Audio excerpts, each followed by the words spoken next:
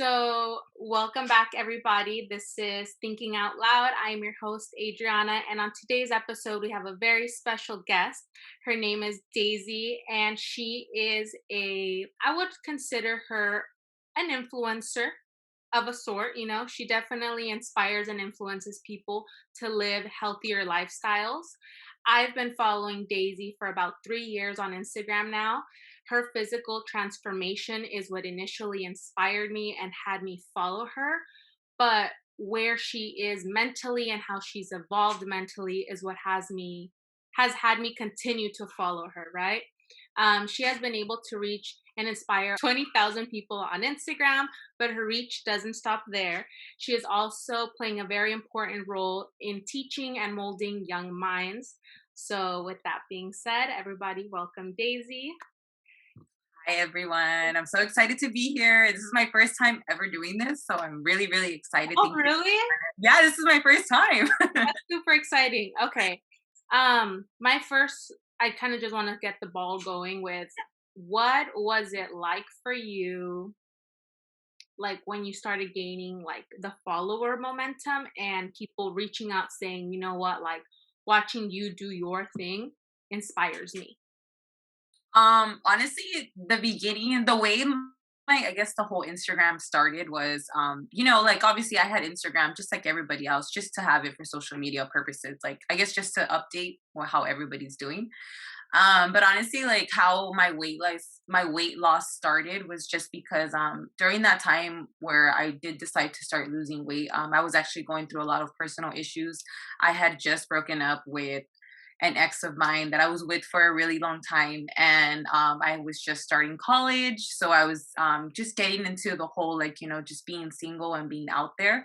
So when I decided to start losing weight, it would be like, a lot of the people who message me, they always tell me, like, I always stop and I always keep going and then I stop. And it's just like a lot of, going back and forth.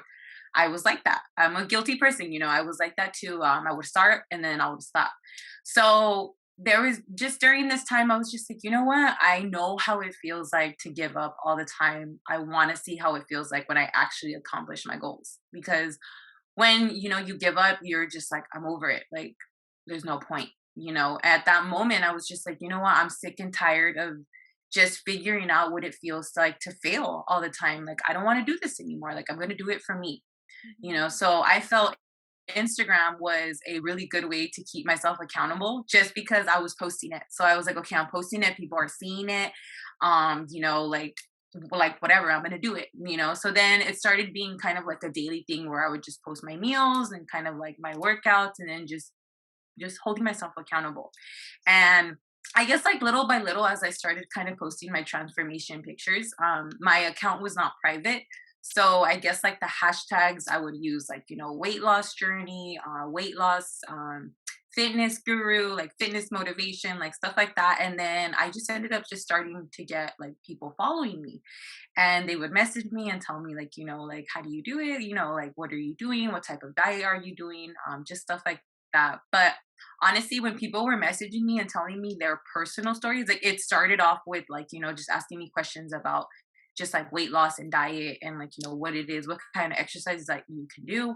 But then I started realizing that, what, like, in order for you to be like healthy, it all starts from your mind, and that's the number one thing I always tell, like, people that are asking me questions about how to lose weight and, how to get into the healthy lifestyle. It's, okay, what's going on in your life right now? Like mentally, where are you? Are you mentally okay?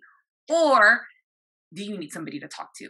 And then it got to the point where people would message me for counseling and I'm like, okay, I'm not a counselor, I'm not certified counselor yet, that's one of my goals, but I'm not there yet.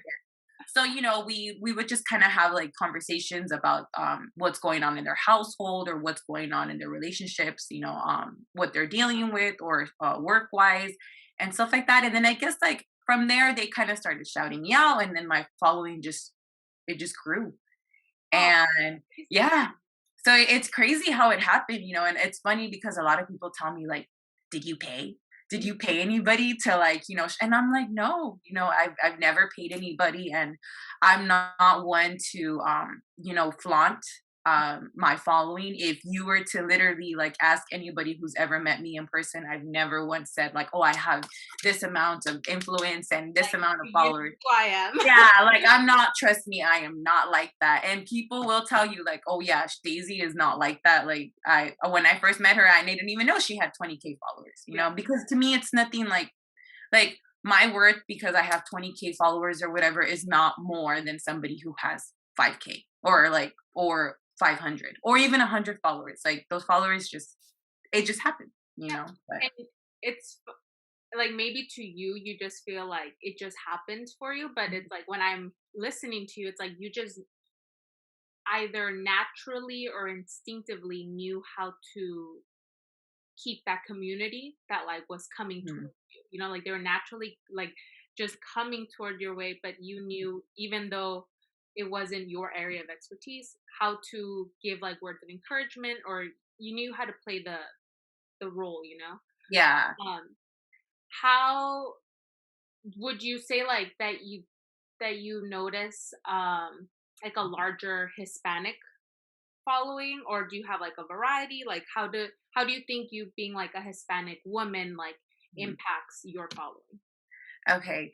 I have noticed that because so I'm little background, I'm a sociology major, so I like to literally look at who is following me. Like I have 20K, but I know who is following me because I'm like, okay, what type of people are following me and like why are you following me? Like what is it about me? So I'm always curious about that. But I have noticed that majority of my following is Latinas. Okay. So I do have a huge Latina following. Latinos follow me too. It honestly, I feel like the Hispanic community really does have a huge, for some reason, attraction towards me. But I think it's just because, again, I am Latina and, I am breaking some type of barriers. Not just necessarily like, with the whole fitness world, but also like, just being first generation, being a Latina in, these type of times right now. I feel like, having some type of encouragement and some type of empowerment towards other women, like it's definitely, helped my following grow a little bit. Majority of the messages that I do get now, it is weight loss, but it's also like, can you tell me about your journey with school? Can you tell me about what it's like being a first gen? Can you tell me how hard it is, like, to live on your own? Stuff like that. Like now my following has changed a little bit. It's not just all about weight loss. It's literally like, what can I do to help myself? Like how You're can I be healthy? right. You're an example of like what a lot of us like first gens like we have these doubts we have like these like this is completely new for me like there's absolutely no way I can go back to like the family unit is like 100% for them to completely guide me uh Hmm. so now since you're aware of that right I follow you and I see that you definitely talk a lot about like encouraging like the Hispanic and Latin community to like just completely like go after everything they want, you know. Hmm. um and I know that you feel compelled to constantly like pump out that message, you know, because like I see it like every day Yeah. as well, you know. um I've never seen you comment too much about like the percentage of like obesity that exists within like the Latino community. I did like my own like little research before doing this, and it turns out it's like 47.8%. We're like the second highest in like obesity. How do you like? Is that something you're aware of, and you like preach maybe to the family or to friends or even like your students? Hmm. I am aware that the Hispanic community does have a high percentage of obesity. And I'm pretty sure it has to do with all the delicious food that they have. You know what I mean? Like, who would turn down like a tamal? Personally, like, I would still eat a tamal. But again, like, I learned how to balance my lifestyle, But when it comes to like my family, so for example, my brother and I are huge fitness gurus. Like we're the fitness gym rats of our family. But it has inspired my dad to kind of change his eating habits a lot, tremendously, because he started realizing, like, I need to start taking care of myself. So by him doing that, he was able to pretty much like kind of convince his brothers and sisters to go ahead and start kind of like, hey, maybe we should eat a little bit more healthier. Mhm. They're like, I see Daisy and we call him Boo Boos, but his name is Junior. So we see Daisy and Junior, they're doing good. Like, they're losing a lot of weight, they're getting healthier, they don't have any type of high health risks. And so that's kind of helped them kind of change their eating habits. And as far as my mom, same thing. She's gotten a lot healthier with her cooking habits. Mhm. She watches the different type of oils, and so it has changed my family's perspective a lot. But I don't know if it's because, again, they're seeing me and then they're like, oh, Daisy's going to school, like maybe she knows a little bit more. But it like, I don't want them to think that way. It's not because of my education that made me change, like, my eating habits. It was like me personally realizing, like, okay, maybe I should change it a little bit. But as far as when it comes to my students, like the whole just knowing what to eat, and them being so little, they're just like, well, I want sugar. And I'm like, of course you want sugar, everybody wants sugar, but let's eat the apple better. It still has sugar, but it's a little bit more healthier for you. And then so with students, it's a lot more of like making it into a game. Hmm. Because if you just sit there and you start lecturing about foods and like nutrition and stuff, like they're not going to get it. They're not going to understand. They're not going to make the connection. Right. So it's always better to just kind of like let them kind of play with things a little bit. Let them figure out things on their own. Let them do research. Mhm. Let them explore their different the percentage of fat, the carbs, the sugar, that whatever it is that they're putting into their body, Mhm. whether they think it's good or whether they think it's bad. Yes, it's good because it tastes delicious, but is it really good for you? Yeah. That's So as far awesome as, to do that. yeah, with my students, I like to do that more. And then as far as, with Instagram, it's the same thing. It's kind of when I first started talking about like, oh, all you do is eat healthy and stuff. Like that's when I started really sitting down and I started realizing, like, what? Some people really don't know what it means to eat healthy. Like, what does that mean? Mhm. Like, does this mean like, oh, eating healthy is like, okay, I could have like half of a tamal and I can have like maybe like half of a soda. That's healthy for me. Or somebody else could be like, well, I could have like, a little salad with water. That's healthy for me. But it's like, in reality, is like, is that salad without all that dressing really that healthy? Or what are you thinking? So I feel like as far as like, talking about teaching people how to eat, it's like you really need to tell them the background story about like, why is this healthy for you? Like, what is this gonna do for you in the future? Mhm. Rather than just being like, okay, here's a meal plan, stick to it. You know Yeah. what I mean? Dang.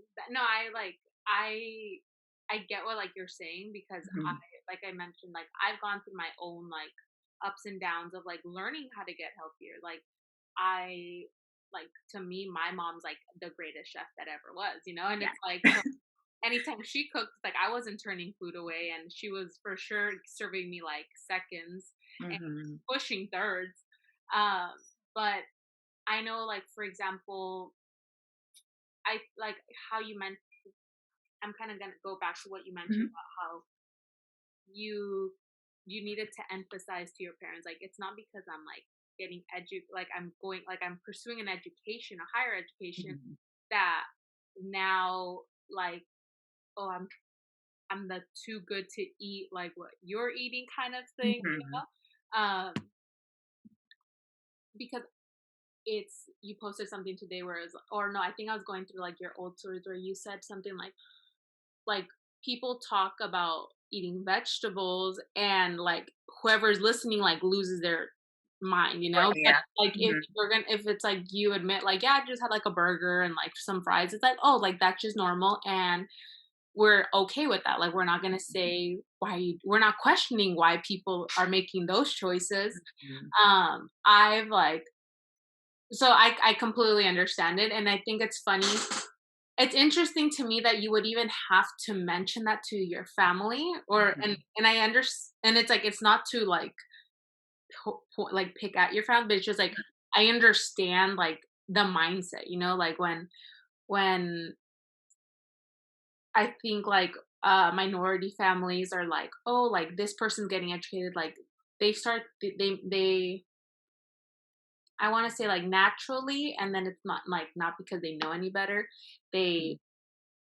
they're like, oh, she's trying to really separate herself from us and like be better than, and it's like, no, it's not all of that. But when you do get educated and you just start learning more about different lifestyles, you understand that it's like, well, no, in order for us to keep like the sharpness of our brain and like and make sure that we're healthy 30 years from now, like looking out for our 70-year old selves, like it it's known that it's like working out keeps us like mentally sharp. Eating Mhm. healthy is going to keep our body like intact. So I think it's definitely like it requires like bravery to really like just be like, you know what, fam, I'm sorry. I love Mhm. you. I'm not saying no you're to the food, not because I don't love you, but because I love me, and this is not the right thing for me right now, you know? Yeah. And it honestly, it's very ironic that, we I had to literally explain to my family, like, okay, like, this is a change of lifestyle, like this is how it is. Because growing up, like, I mean, I was obviously like a chunky little girl. I was a thick little one. And I would always get picked on. Mhm. Whether it was at school or with my family. Like my own family would call me like, just really like not great names. Mhm. And I obviously built a very low self-esteem because of that. So the fact that I had to literally explain to my family, like, this is my lifestyle, this is the way it is. It was just very ironic because I'm like, okay, you guys pushed me to try to lose weight, and now that I'm doing it the healthy way, which is not the crash diet way, which is not the way where I'm going to diet for 2 weeks and then, like, get into this little dress that I want, and then I'm just going to forget everything. Yeah. They were so used to that because they were, I'm telling you, like, I was literally would go on and off because that's what they were used to. So now when I literally like stuck to it, it was like, what are you doing? Like, why are you doing this? But now it's like everybody's on the same page, but it took time. One thing I do remember is, I remember it was like during when my grandma was still here. I remember, okay, we went to go visit my grandma, and it was like a party, like a fiesta or whatever. And during this time, like, I was so focused on losing weight, like I was meal prepping, and I was like, no, like I was literally like not cheating for a whole month because I was like, I need to stick to this, like I need to prove to myself.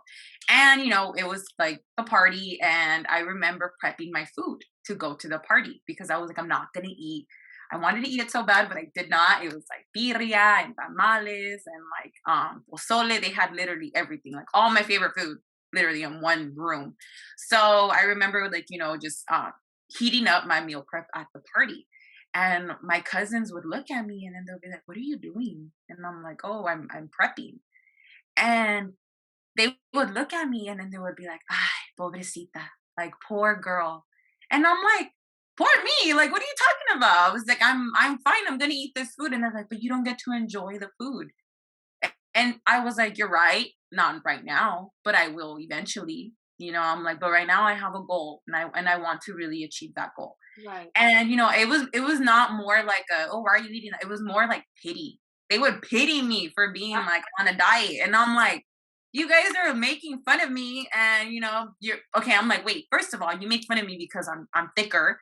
Mhm. And now you're making fun of me because I'm trying to get, like, fit. And now that I, like, I'm fit, they look at me and they're like, how did you do it? And I'm like, you just made fun of me. Like, you know what I mean? So I mean, I think that was like the only time where I was like, okay, I really have to just do this for me, no matter how much pity or how much, I'm gonna get talk smack about. Right. Because in the end, like, I have to do this for me. Yeah. I completely like like I understand that, and Mhm. it's so funny because it so I posted a video yesterday talking about like my own journey with like losing the weight, but like like similar to you, like I grew up super curvy. Like I was I've always been anywhere between like a size, like honestly like an 8 and a 14. And Mhm. when I was little or when I was younger, it was like, oh, like it was always comments because I was bigger, and then but then you grow up and then you decide to do something about it.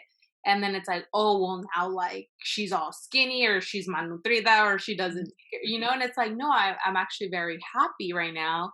How did you deal with the mixed like conversations of like the praise, but then there's also like the criticism at the same time.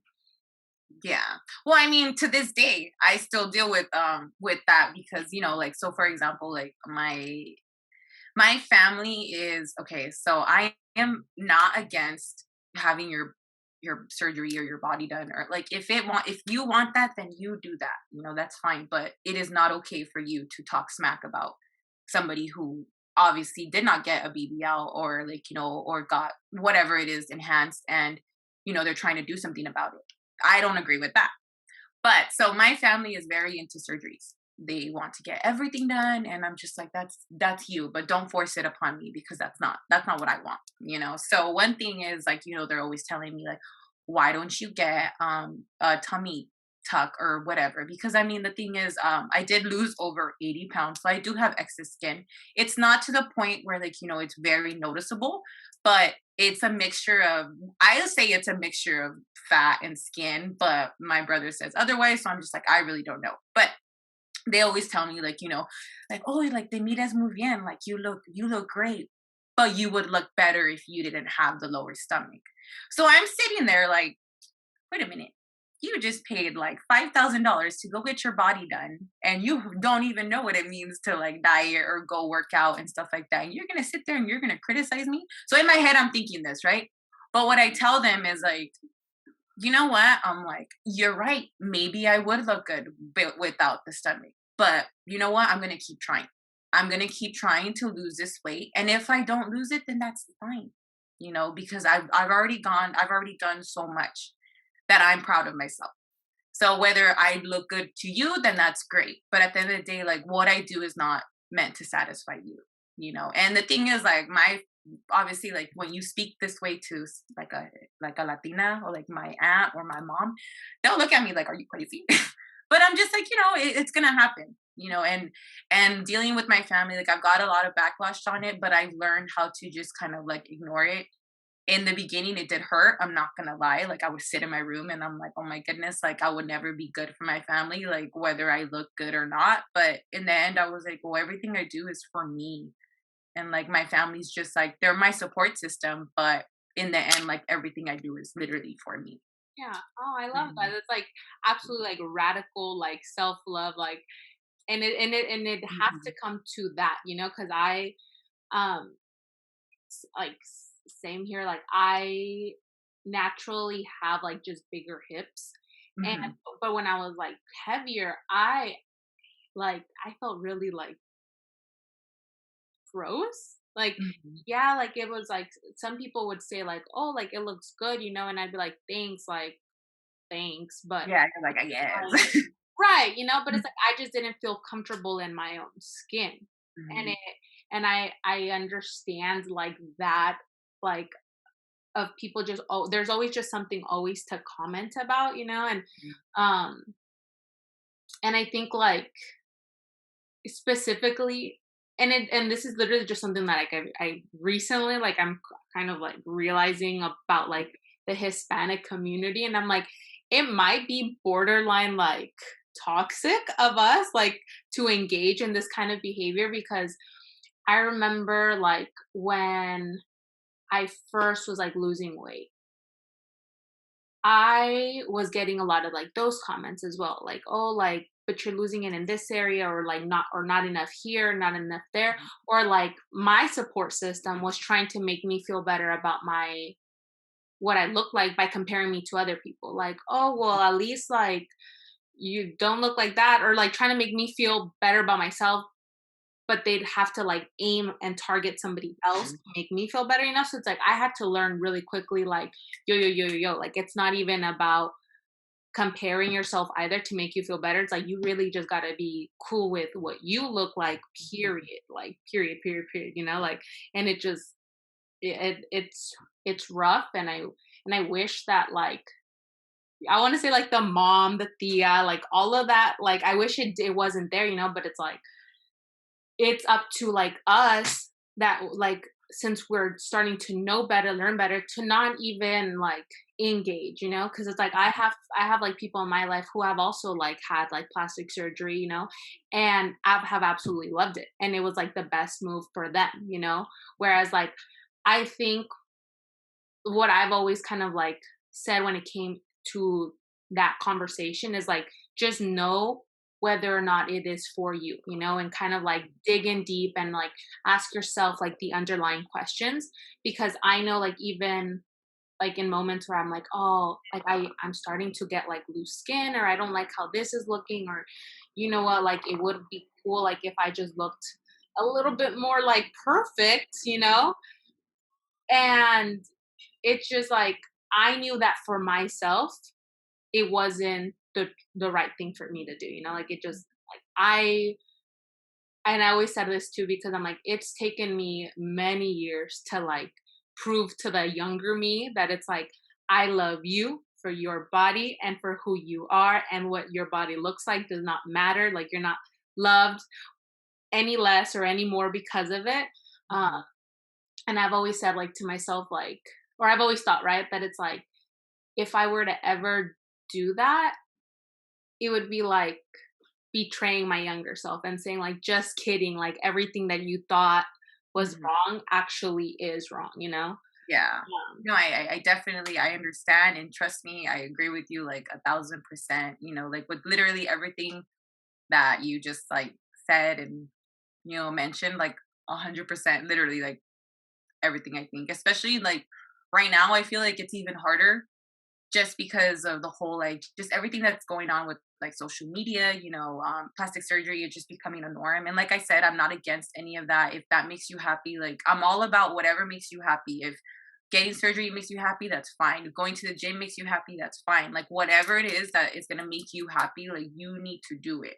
Don't do it for anybody else. I feel like because I feel like the Hispanic community, like as women, we were taught to please everyone. You come to my house, what do you need? You mm, need this, I got you. You want a chair, I got you. You need your clothes ironed, I got you. Like whatever it is, like I got you. But it's never like, do you have me? mhm, Like, can I rely on you to like treat me the same way?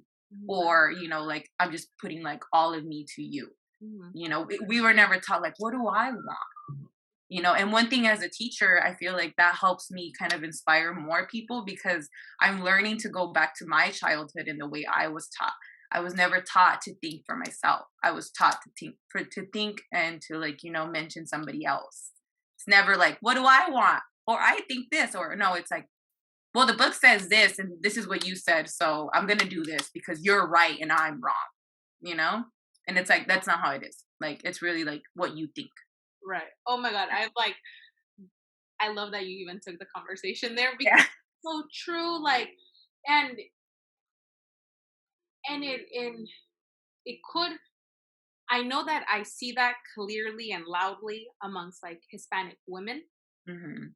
but I'm gonna go as far as saying it does even exist within like Hispanic men, because the ones who are devoted to like the family unit, they are very above and beyond. And like I see that because I have my uncle who like I live with, and it's like he tells us we say jump, and he says how high if we ever need his help, which is a beautiful trait to have within like the Hispanic community and like the the culture that exists within our family. But I think like, oh, like I'm like, dang, this just like goes so where like I'm like I'm I so know it goes so it's like it goes to so because many lives. because I'm like, okay, I like recently like come to like think I'm like, okay, if if we weren't taught to like absolutely like because like we're raised to not question authority, like we're raised, and then like as women to just serve, and it's like we learn that because it's like my mom was a serve, my mom still serves me, and it's like to this day I have to be like, yo, stop, because I'm Mhm, an adult. Like at the same time that you've taught me to do that, you've taught me how to be selfless, you've also taught me how to be independent, mhm, and it's like now it's time for me to practice that independence, like thank you for all your help and your support, but like I got this right now. And I mhm, think a lot of what comes with that is like codependency. I learned recently that it's like unfortunately like we don't because we don't question authority. We always look up to the authoritative parent or like the Mhm, figures in the family unit. And we're like, mhm, is what I'm doing right? Am I doing it wrong? And mhm, because we're always looking to that parent figure, to that authority figure, we don't know how to make decisions for ourselves. It takes us a very long time to have like the confidence in how to like make decisions for ourselves entirely, you know? mhm, And I think that if it even like it's like manifests even like in our diets and in our lifestyles where it's like if the whole family isn't eating healthy because we want to still be part of the family unit, we're gonna be like, you could have easily been like, you know what? Okay, I'm gonna forget my meal prep and just eat with the family because it's a family party. Like, I know that there was like moments back in like 2017 where I was meal prepping like seriously, and I remember like a 4th of July where I technically set myself up to do what you did at your mhm, family party and completely like forgot my food or just like because everyone like was just starting talking smack, and it's like I just wanted their approval and their validation. And at the time I was vegan and I knew what it meant to like I had done my research on being vegan, mhm. but I let like my aunt just like run her mouth about how I was potentially like malnourished and how I wasn't gonna know how to actually feed my body, you know? But I think like in reality, it like stems so much from like that codependency and need to be validated by our families, you know? Um And then I think also, like, we just don't wanna get in trouble. mhm, We're so prone to, I mean, just, like you said, the authoritative parent, the authoritative figure.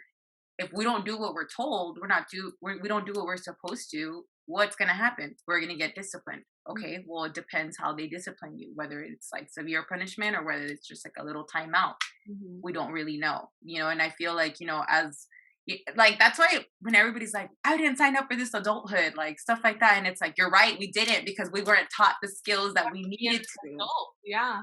Like, that's why when everybody tells me, like, why are you going into the education field? Like, I didn't learn like in school, and honestly, like, I'll sit there and I'll be like, you're right, I didn't either, because I didn't start really learning until college.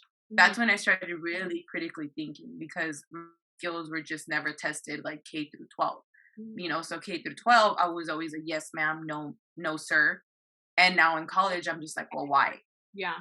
Yeah, so, like, that's why in college I started, like, actually, like, really caring about myself and my body and what do I want, because I started learning for me. But that's the thing, like, when I say, like, it doesn't take high education to do this. It really doesn't take you to get to college to do this. Like, it should be already kind of learned and implemented during your younger years. But again, it doesn't happen because of our culture.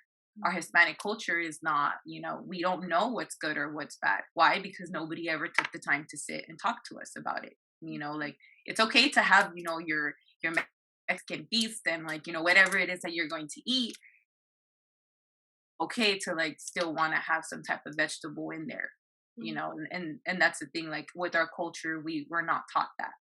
It's very like, it's one way or it's kind of like no way. It's either you're with us or you're not. mhm.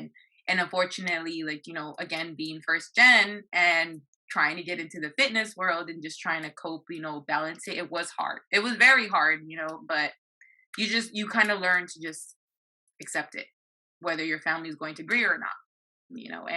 And for the most part, because being Hispanic, family is very important. Your family will learn to accept you, will learn to accept your new lifestyle. They'll be like, oh, why, así es la niña. If she wants to be that way, then I déjala. Yeah. Like, and that's it. And then they'll stop bugging you. They'll be like, all right, she Just doesn't eat. own your identity, like, Yeah, within that unit. that's the thing. Like, it's all about, like, literally holding your ground with your family. Like, you literally have to hold your ground. If you say no, then you need to mean no.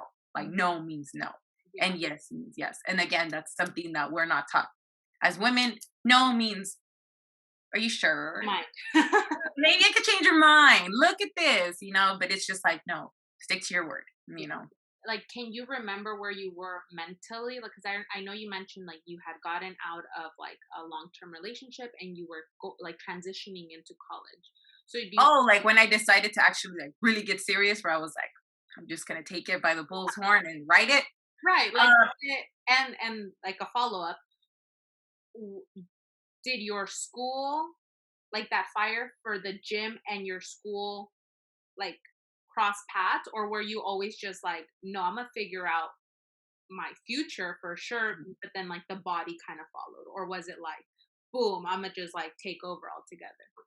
honestly, it was the last one. Like just boom, take over altogether. Like no going back because well, I mean, I actually can remember exactly. So every June is my fitness versary. Hmm. So this year I'll be 5 years Oh, into my fitness just mentality and just changing. So pretty much like what helped me just get really started with my weight loss was I was a sophomore in college, and I had just broken up with my ex, and I was actually failing one of my classes. So I ended up failing one of my classes, and just me, just I was so depressed because not only did I break up with my ex, but my dog died. I'm I know I was like, and it's very ironic because he gave me the dog. And I remember, yeah, I remember telling God, I was like, hey, God, like, send me a sign. I'm like, just send me a sign. And boom, he took my dog. And I was like, oh, because the we relationship. shared the dog. We were co parents. It was, yeah. So I was like, okay, whatever. So after that, I was like, yeah, God, okay, it's time. So, Signal, thank you. yeah, I was like, oh, you had to depress me. So, I was like, maybe depression makes bodybuilders. I don't know. But that kind of helped me too because I was just honestly very sad all the time. Not to mention I hated my job. So during that time, it was just very horrible. Like, I was working at a retail store at the Arcadia Mall. I was a manager. I hated my life. Like, if you followed me since day one, you know. So I just felt sad all the time. I would go into work and I would hate it. I would literally hide in the back. I'm confessing. I would hide in the back because I hated just helping customers. Like people were so rude. Like they were so rude. I remember I told myself I was like I genuinely think every single person should at least work 1 year of retail experience or 1 year of food industry or some type of customer service so you can genuinely see how people are because it's a challenge. So I was doing that. I was going to school full time, so working full time, going to school full time, and I was still trying to manage to hit the gym. So I was still doing all that, but my diet just was not the greatest. So I was just kind of trying to live my life. But one thing I did turn to was alcohol. So I was drink a lot. I was a huge binge drinker. So after work, I would go to the bar with my friend, and we would drink. One drink ended up being two drinks. Two drinks ended up being three, and this was like an everyday thing. So it got to the point where I was literally drinking like maybe 4 to 5 beers every day, and I wasn't really working out. My diet I didn't have a diet. I was eating out maybe 6 times a week. Again, I was not paying rent. I didn't have bills, so my paycheck was my paycheck. So I mean, I just really took advantage of that. And I want to say this lasted from December until I think it was June of 2015. That's when I was like, okay, no, June of 2016. That's when I was like, this is it because I remember my heaviest I was 235, and I remember like laying in my bed and I just could not breathe. Like it was getting very difficult for me to breathe, to get up. I just felt like just very like uncomfortable. It's just an uncomfortable like feeling that I was just like, oh my God. And I just felt like very heavy in my heart. And I remember thinking like this isn't normal. So I went to the doctor, and I don't really like say this, but I went to the doctor, and the doctor pretty much like they ran tests and they did a physical on me, and they pretty much told me like, your body, your heart is working overtime. It's working. You are 21 years old, and your heart is beating like if it's a 50, 60-year old. Like it's not supposed to be beating like this much. Like your vitals are very low, like they're very bad. So I was like, does this mean I'm dying? Like, what is going on? Like when I go to the doctor, I hate it. I'm just like, dude, like just tell me I'm fat and like let me go home. And he's like, no, like I need to tell you. And he told me, he's like, if you keep doing what you're doing, you're not gonna live to see 30. So I remember like that's when I was like, all right, like shit just got real. Like I cannot do this to myself. Like whatever it is that I'm dealing with, like I have to just move on. So what really helped me just kind of get over everything was I started writing. So I wrote everything I was feeling. And honestly, like I think I wrote like 9 pages because it was repetitive, but I was just writing it down because I was like, I don't care anything that's coming to my head, I'm gonna write it down. After that I was done, I didn't read the letter. What I did was I burned it.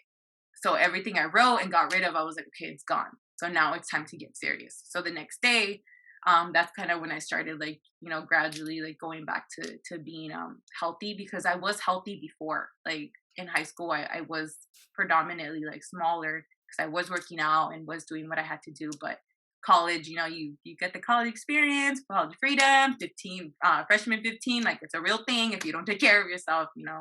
And after that, I was like, this is it. This is what I'm gonna do. So with that, I told myself like I was very like just heartbroken. So I just didn't date anybody. Like guys would pursue me, but I was just like, I want to really focus on myself. So that whole summer, like I really did focus on myself. Once I started school, I was like, all right, my goal is to get all A's. And the reason why was because I don't get financial aid. So it broke my heart that I had to tell my dad, I need an extra $2,000. And he was like, why? And I was like, I failed the class.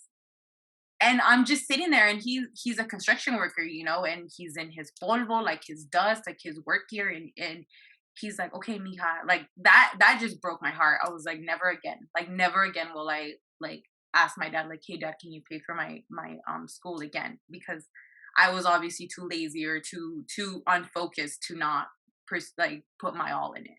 So that's what kind of helped me like, get back into the groove of school. And with the whole like just managing to go to the gym and work, like that's when I started realizing, okay, what are my priorities? Like what is number one for me? And to me, school has always been number one. So I was like, okay, figure out my schedule, then that. And then after that, I figured out my work schedule. And then I realized I was like, okay, I have these gaps in here that I could work out or I could do this, go to the gym. And then that's when I decided to get the 24-hour pass because it was, well, I mean, besides it being 24-hour, there was other gyms I could go to at my school. Well, my school was in Carson and then I lived in West Covina, so it was like a drive. So I would just kind of go to the gym when it was traffic time. So I just kind of started realizing like, okay, like I can fit in the gym like this. And then my diet, that was the hardest because obviously being in school, there's fast food everywhere, and you're tired and you're kind of like, I'm over this chicken and vegetables or whatever. But what really just helped me go was just like, dude, stop messing around. Like, you got this. Like, I would just tell myself like constantly, like, what it feels like to be like number two. You need to be number one for yourself. And then after that, I just kind of just it got easier. Mhm. I always tell people like it literally takes 21 days to build habit because it really does. After those 21 days, it just becomes a routine. Yeah. What do they teach us at school? You get a routine going. You know what to do. It makes the day go by faster and easier. That's why I always tell people like just learn to build a routine because if you don't have a routine or some type of structure, then your mind is going to go like, okay, well, I need to do this. You don't have your food ready or prepped or the chicken's not defrosted. Okay, now I have to go get fast food or whatever, but Who who are would you do you have like any people or one person that like really inspires you and keeps you like motivated as like dang, they really are maybe the blueprint or a great role model? I would probably have to say my cousin Yesenia. Oh. Yeah, she's actually been my role model since high school.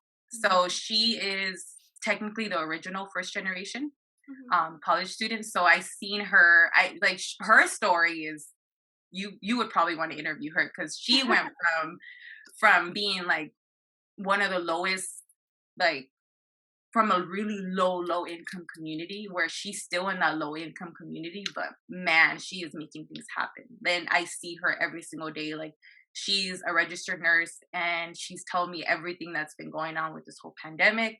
And just the fact that knowing, like, we have nurses like her who really do care for patients and really do care for people, like, that makes me more at ease. Like, okay, like, it's great to know that she's taking care of somebody's grandpa, somebody's mom, somebody's aunt, like, and the fact that, like, she just never stops, like, she just keeps going. And just like seeing her, I'm just like, okay, like, I want to be like her. Like, she is my role model. She just keeps me going. And her and I, like, we push each other when I'm struggling in school, or like, I'm just stressing and nobody knows I'm stressing. I'm just like in that corner over there, probably crying. Like, I'll just like send her a voice message and just be like, dude, I'm having a rough day. And then she'll like voice message me back, and we'll just talk it out. And she helps me become more at ease. And then I'm the same way with her. She freaks out, she calls me, I'm like, all right, relax, take a chill pill. And then, we go back to our daily routine. But she tells me, she's like, we're gonna do great things. We just have to keep going. Yeah. Oh, I love that. So aside, I know that you are your only competition and you're always working to outdo and outwork yourself. But aside from yourself, what is your biggest why for just like crushing it through life? Because I don't like how society is right now. Okay. That is my biggest, like, it's kind of like when people tell me, like, why be a teacher? And when I think about being a teacher, it's like, I'm not thinking about, like, obviously, like, I'm thinking about helping these kids, but in the future, in the end, I'm like, okay, what am I teaching these kids that they're going to be useful in the future? Because I am so sick and tired of people saying, like, I did not learn anything through K through 12. And the thing is, I understand the K through 12 system is not the best system in the world. That's why I'm going into in there, because I want to make a change. Like, I really want to go into the education system to make a change, Right. because the way it is right now, it's not working. We're doing something wrong. Mhm. Like, obviously we're teaching these students things that we're not supposed to be teaching them, because it's not benefiting them at the end. They get to high school and it's like, okay, what do I do now? Like, I didn't really learn what is it to make myself better. And I feel like me being fit and being healthy is going to keep me here for a while, so I can make this change. Because my goal is not to stop at being a teacher. Like, I want to ultimately, like, my lifelong goal is to go into teaching, get some experience, inspire some kids, do what I have to do with them, and then go into counseling. Try to get into counseling to inspire more kids and see what it is. Because when I tell people, I'm like, "What'd you talk with your counselor?" And they're like, just my classes, or I don't know. And I'm like, "Did your counselor ever tell you, like, how are you? Like, how are you feeling?" And they're like, "Oh, no, not really." And I'm like, "Well, then the counselor obviously wasn't doing their job." And yeah, like, as a counselor, your job is to counsel kids or to counsel people, figure out their problems. Because in the end, it's like, can these problems be fixed? Can we do something? There are resources we can handle, like, we can figure out, we can do things to help you. Like, your life matters. And I feel like when people get down to, like, their lowest point, that's when they start realizing, like, what's my worth here? What's my value? What's my purpose in life? I don't know. I don't have anybody to help me figure that out, you know? I wish like all of the success for you Oh, in that realm because I, I'm pretty sure I graduated depressed as hell, like mhm. from my high school. And honestly, like I can remember a certain counselor that I talked to played a big role in like really crushing my dreams. Oh my god!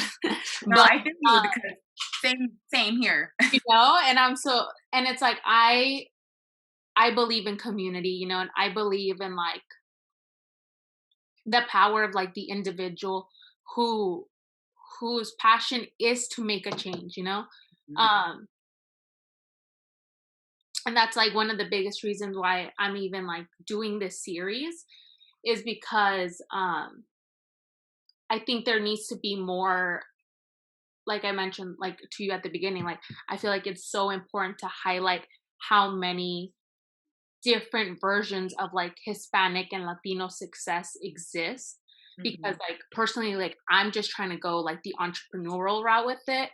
And and by and highlighting all the different people like that exist within our community. I feel like that's kind of like what that my work, where it's like that's how I want to inspire like the youth and like show them like success is gonna look 1,000 ways. and Mhm.